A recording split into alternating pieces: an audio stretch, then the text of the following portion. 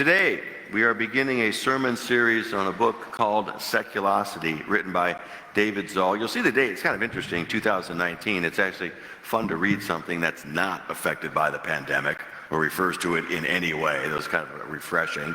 It was recommended to me by my friend, Pastor Ben, down at St. Paul, Trenton. He said, I told him that I like to kick off the fall season. If I could find a good book with some good themes that can lead us into the Word of God and some truths, I like to find it, use the fall to kick it off. And so Ben said, Jay, you've got to read this book. It's very interesting.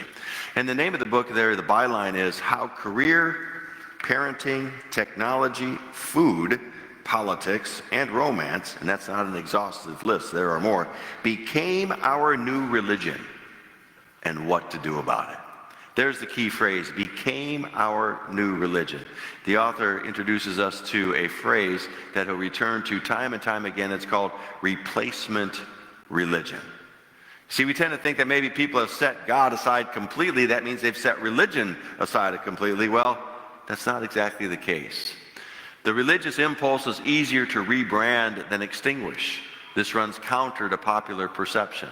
Bombarded with poll results about declining levels of church attendance and belief in God, we assume that more and more people are abandoning faith and making their own meaning. You can find those results anywhere you want. Just type in worship attendance in America, all right, and it'll tell you how much it's declining, how much membership in churches is declining. And we as Christians look at that and we say, oh, everybody's leaving religion behind. Not necessarily. They're just replacing it. What these polls actually tell us is more straightforward. They tell us that confidence in the religious narratives we've inherited has collapsed. What they fail to report is that the marketplace in replacement religion is booming. We're just finding different things. I thought about this and I thought, you know what? I see that. I see that in a lot of places. You see it in the culture. And as a matter of fact, I have a perfect example for you. But now I've got to preface this example by saying, okay, number one, I like this song, okay? And I like this song because I like both types of music, country and Western, all right? I am not at all disrespecting this artist. I like Maren Morris. I enjoy her music. I've got many of her songs on my country music playlist, all right? I enjoy this, okay? Now, please don't say to me, oh, Jay, you can't listen to that song. It's got bad theology. Guess what, gang? I don't get my theology from country music. I think I'm going to be okay.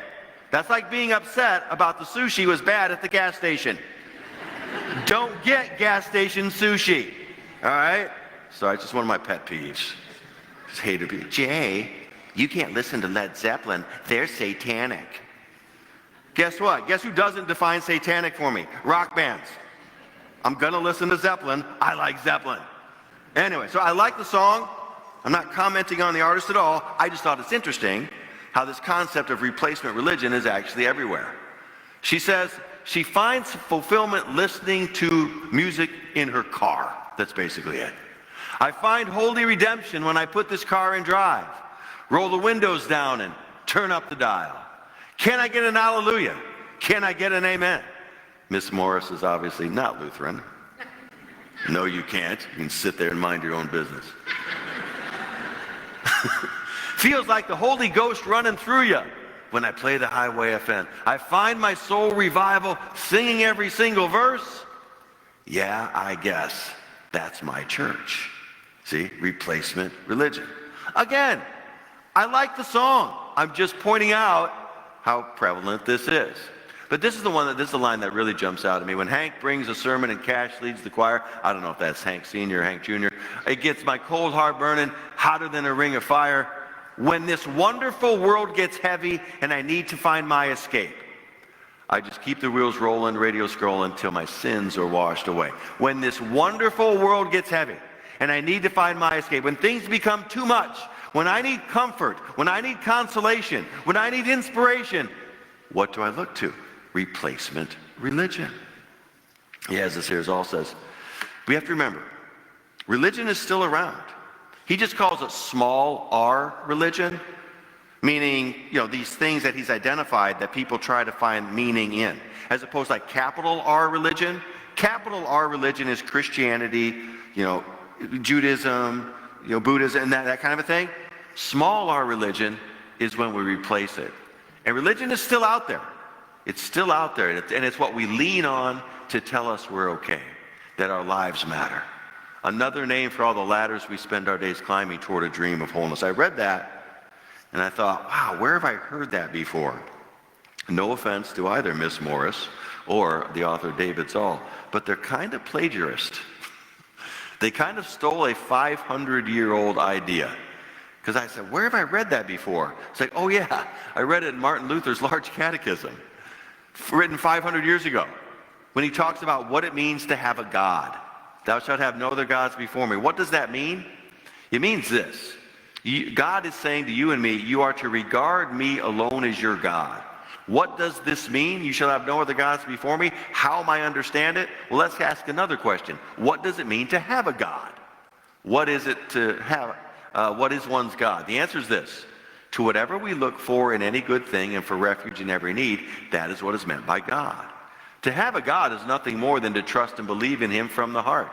To phrase it another way, to have a God means that wherever you look for any good thing, or to say it another way, whatever you give your heart to when you are in need, whenever this wonderful world gets heavy, where do you go?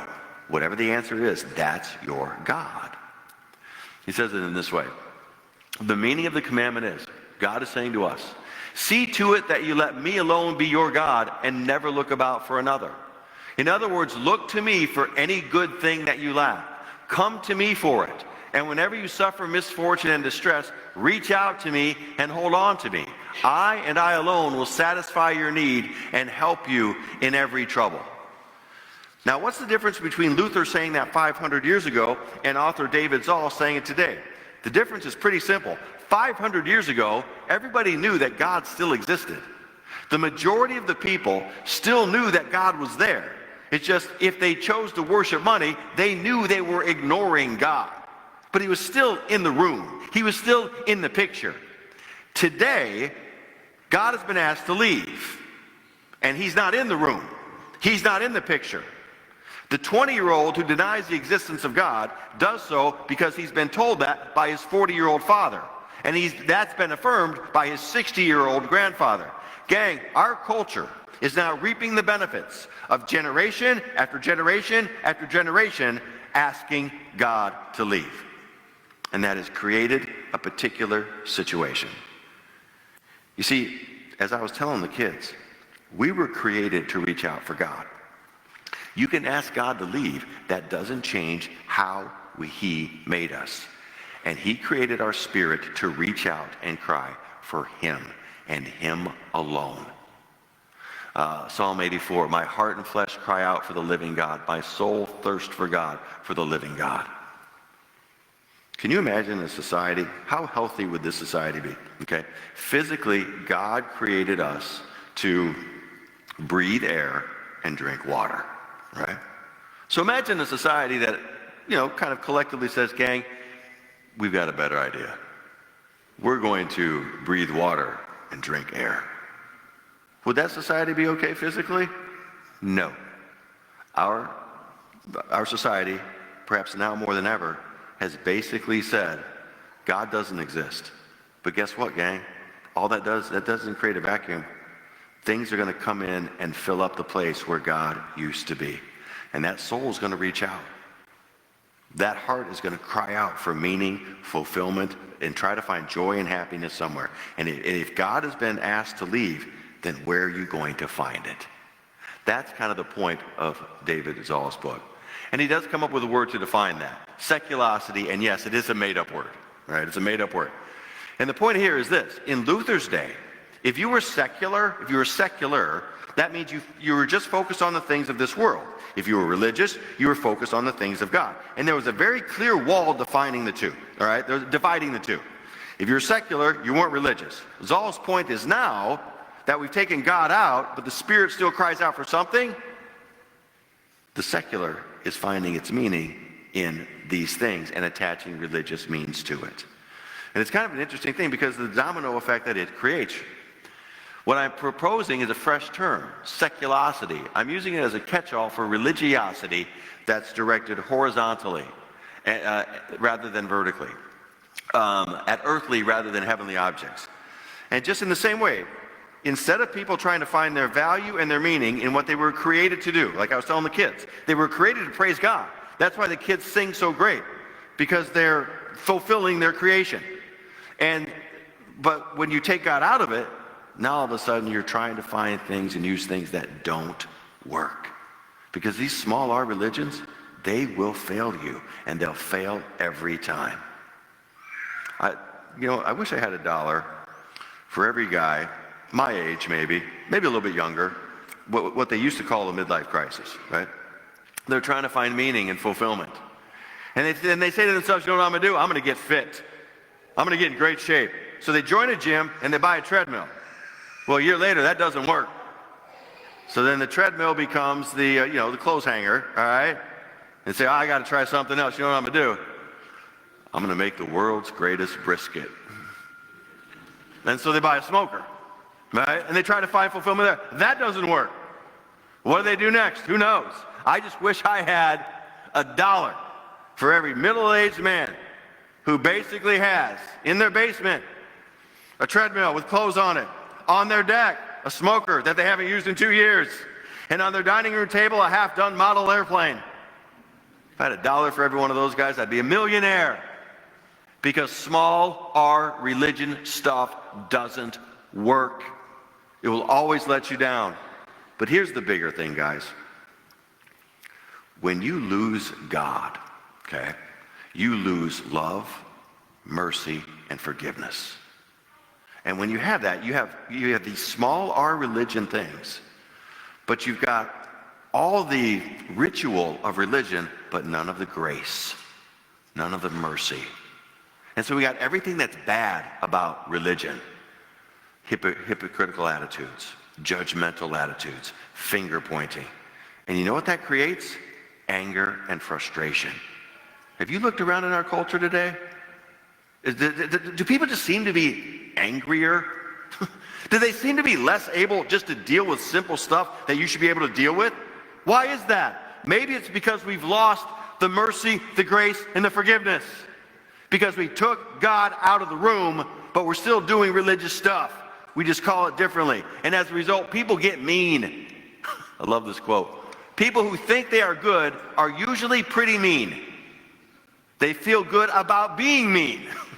Creating a culture dominated by outward demonstrations of piety, becoming an increasingly merciless place, full not only of self-justification, but rather self-consciousness and fear. It will be a place that crucifies rather than forgives. Have you ever thought to yourself, boy, I would like to share this view on a particular social topic, but I feel like I can't? Because if I do, it's not going to be received in the spirit of constructive help like I mean it. It's going to be received rather as offensive, and I'm going to be crucified. Have you ever thought that? Welcome to the seculosity of politics. It's a chapter. It's in there. Not going to do it on a Sunday. Might do it in Bible class. All right, but here. How about this one? Parents out there. Hey, parents, have you ever felt like maybe you're just not doing enough? Like you're not good enough? That whole concept of enoughness. PJ will talk about that next week because he's got the chapter on parenting, and that's next week. Have you ever felt judged? Parents, have you ever felt judged? Or maybe you felt like somebody else is judging you. All right, or maybe you're judging someone else. Welcome to the seculosity of parenting. Or how about this? We have our young people. Our young people, and they're so worried, that they're not going to meet the one. Oh, I'm never going to meet the one. Oh, are they the one? Are they not the one? Oh, I don't know. And these young people, they've been married for 2 years, and they're wondering why. They're wondering why. Why don't we feel the same way about each other than we did when we were engaged? Oh, they're just figuring out, you're just figuring out now marriage might be work? Oh, interesting. Welcome to the seculosity of romance. That's coming up. I got that in 2 weeks, all right? You know why I took that chapter? Because I've got 7 weddings in the next 9 weeks. That's why. So there are 14 people that are about to get an earful. Yeah. Welcome to Jay's crash course on marriage. But that's true. And they're out there. And there's a bunch of them in this book. All right? There's not just those, but we've got all of the seculosity of work, leisure, food even. All right? And we'll kind of talk about this. But these are all these small religions. These are religions. They become religions. And they might go by different names, but they function more or less the same, maintaining all the demand and much of the ritual. All right? Have you ever noticed that going to the gym is kind of like going to church? There's a ritual involved. There's people involved. There's right? You sit in the same place. You use the same machines. All of the demand, all of the ritual, but none of the mercy, none of the grace, and none of the forgiveness. If we used to go to church once a week, now we go every hour. It's exhausting, to put it mildly. And so we're going to go through this for a couple reasons. Number one, I try hard not to preach the book. Sometimes I fall into that trap, forgive me. But I thought, okay, I said, Jay, we really need to identify why are we doing this book for us? And there's two reasons. First of all, it's personal. It's for you to help you maybe find that seculosity in your life. Where might you be trying to find meaning in a way that God is saying, no, not there, it's me instead. I looked at my own life and I figured, and I did. When I was younger, and I don't mean as a kid, I mean as an adult. I had my 3 kids. This is probably when we were still in Missouri, but we moved here to Michigan. Guys, I'm not exaggerating. I'm not making this up. If Michigan lost a football game, I was miserable for 4 days. Seriously, you can ask my wife. I was sad. I was just mad. I was genuinely mad. I'd basically go through the stages of grief. I'd be angry on Saturday. I would be in denial on Sunday. On Monday, I'd be bargaining. Well, what if we did this? Well, what if we did that? And if I was lucky, on Tuesday, I'd reach acceptance and get ready for the next week. 4 days. Guys, that's half the week. I'm angry. I'm upset. And then it dawned on me. It dawned on me at one time, I think it was shortly after we lost the Appalachian State, actually. It dawned on me, it's like, Jay, what are you doing? You're an idiot. You're missing out on this gift of life that God has given to you because of a bunch of 18 and 19-year-old kids? That's the dumbest thing I ever heard. And I finally kind of put it in perspective.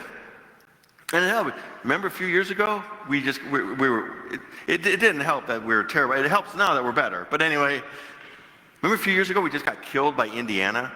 Michigan doesn't lose to Indiana. But we did. We just got killed by Indiana. The game is done by halftime. And I said, forget this. I'm out. I'm wasting my time. And I had no problem with it. I happily went to see what was biting in the canal. Perch or bluegill. All right? I fished for the entire half of the Michigan game. That never would have happened years ago. But you finally put it in perspective. So figure out that thing. See, that's the great irony. The great irony is all these things right here that he's going to talk about, right? Romance, parenting, technology, leisure, food. All of these are gifts from God. But the funny thing is, the minute you make them your religion, the minute you try to find meaning in them and happiness in them, you ruin them. And you eventually grow to hate them because you find out that they're not going to give you fulfillment. But the minute you put things in perspective and in order, you put God first, then you can genuinely enjoy those things. That's it. So that's the first reason, one of the reasons we're doing this, for you to help you find your own personal. What is your seculosity of?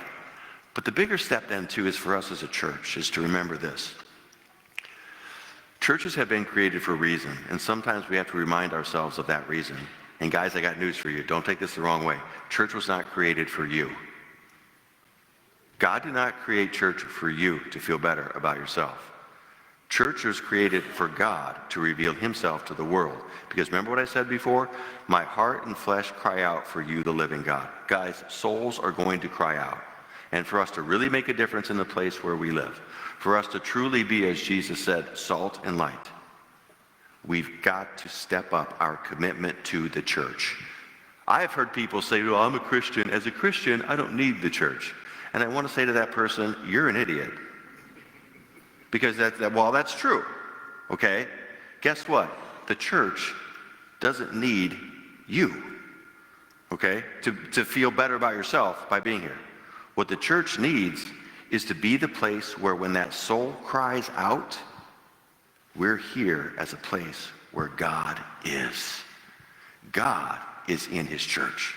Yeah, God's in nature. I've heard people say that before. Well, I can just go out to nature and find God. Fine, you might be able to because you know that God's out there. But remember that soul that cries out for meaning. That person, all right, who's given up on the gym membership and he's given up on the smoker to find his meaning, when that person looks to nature to find meaning, you know what they're going to find? The colors of the wind. They're going to find some animated, spiritism. We as the church exist to be the place where God is proclaimed. And for that to happen, the church has to be supported. This really is. It's a challenge for us to be committed to our church in our time, in our treasures, and our talents. And I've said before, and it is, yes, treasures as well. It is important for us, for the Christian. If somebody were to say to me, I'm a Christian, one of the first questions I always have for them is, okay, as a Christian, what church are you supporting? What church are you giving your time, treasures, and talents to? What's your home church? Because if you don't have one, and if you're not supporting to that church to the tune of tithe and first fruit giving, and really figuring out your spiritual gift and how you can, if you're not doing that to that level, gang, I got news for you. You're no help. You're not doing anything constructive. Is there ever a time in our world today where that's needed the church more? Is there ever a time when people are crying out for meaning and they're not finding it because we ask God to leave? The church is needed by the world. And it is time for you and me to step up and be that place where when the soul cries out, and believe me, folks, it's gonna happen. When that soul cries out and is trying to find meaning, when this wonderful world gets heavy, we need to be there with that witness to Jesus, life, death, and resurrection, with that witness to God's promise to give us hope and peace. Let's be the church. Let's be God's people. Amen.